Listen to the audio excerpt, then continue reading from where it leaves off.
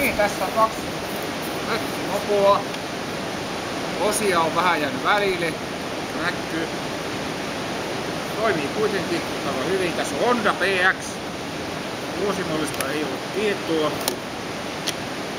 Virta päälle. Automaatti toimii.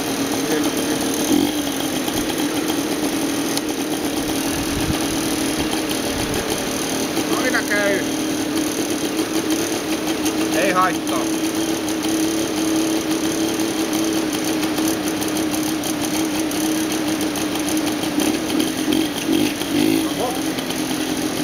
Mennään hyökätä.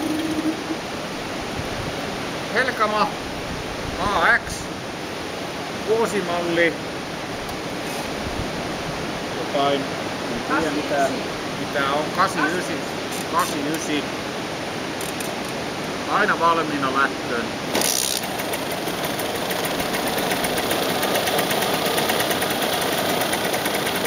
Tässä on vaihteet. Ei ole automaatti. Vähän liian rikas seus näyttää olevan, mutta hyvin pelaa. Tämä pitäisi saada uusi, jos täydellinen.